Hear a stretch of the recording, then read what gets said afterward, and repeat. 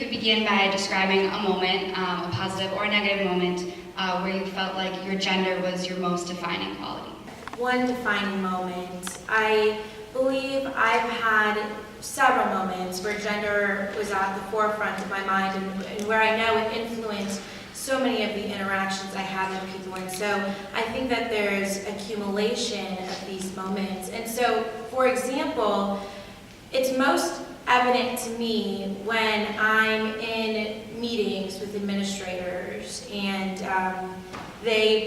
I have to overcome this sort of barrier so that they'll listen to what I have to say or so that they'll trust that I know what I'm talking about.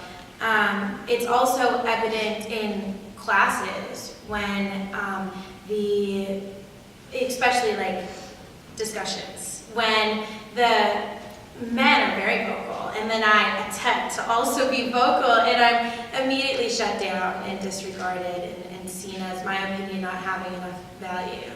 And so those are some instances when I've known that my gender was important in how I was being received. I worked at a sports company called RotoWire, which is a fantasy football news aggregator, and I was a customer service representative. So I would get calls a lot, and men would not trust my advice on how to use some of the data and website usage, and we would get emails to one server so we could all see them. And there were oftentimes emails like, oh, I spoke to Colleen, but I was hoping to speak to someone else. It doesn't seem like she knows much about this week's lineup or something like that. So I got that a good amount, and my coworkers recognized it, but that was kind of a negative experience because I felt like I knew a lot about the website and a lot about sports in general, but my advice was never used. So Was that when people are applying for jobs, men will typically apply for a job that they're only 60% qualified for, while women, it has to be that they're much closer to 100% qualified for that job before they'll even consider applying for it. So I guess why do you think that gap exists? This is a really important issue because it impacts efforts to diversify our workplaces. And these differences result from the historical cultural values in our country that lead to unconscious expectations of behavior for men and women. So there's research that has shown that people describe men and expect men to be what's called agentic, which means that they're decisive, they're competitive, they're risk takers, and they're independent. And those are qualities that are associated with confidence that they can step into a role and be successful. Women, on the other hand, are described as and expected to be nurturing and communal. And not only are they less likely to have these agentic qualities, but there can be penalties for them when they exhibit them in the workplace. So a woman who acts agentic may be called bossy, for example. And these differences lead to biases that can show up in not only in the applications for positions, but also in the evaluations, in the interview process. There's differences in how the same behavior in men and women is perceived and valued, and can lead to differences in who gets hired and what their salaries are. This also has been observed among college students.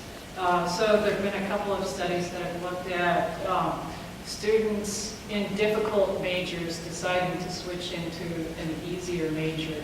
And they've looked at the GPAs of the students at the point where they decide to switch majors and see much higher GPAs among the women who decide to switch than the male students who decide to switch. And the reason for this is that the men feel confident that, yeah, even if they're getting some B's and C's, they're doing great and they're going to be successful, whereas the women tend to have more of this perfectionist outlook and think, oh, you know, I didn't get a perfect score, then maybe I'm not cut out for this. I think when we're younger too, we were talking about this a little bit before we came in, that especially when you have like cliques of girls, you never want to be perceived as the bossy one, even if you're like the group leader. Like we're kind of taught to stay away from the bossy, mean girls who are going to tell you what to do and, you know, kind of run your actions. And I know that I've grown up kind of being scared to be the power-hungry leader.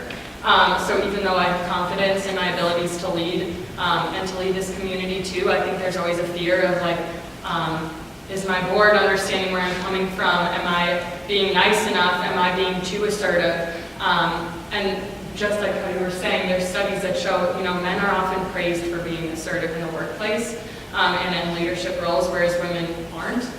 It is perceived as bossy or mean or power hungry, and so I think that goes into a lot of why women have to be completely and utterly confident in order to feel like they can succeed. Yeah, and I think the perfectionist aspect comes from just growing up. There's this image of women that we have to be perfect, and like even going to professional events, I feel like I put makeup on and I don't want to be dressed too conservatively, but I have to make sure my dress is long enough, and it's this constant like battle of fitting into this one image. It's also society's responsibility to ensure that women are being equipped with the skills to have such confidence, because otherwise I feel like we are asking them to be something that if they become that, they're going to fail, and we're setting them up for failure. And so I think it has to be a collective responsibility, and there has to be, like she was saying, a shift in how we perceive women and what we value in women.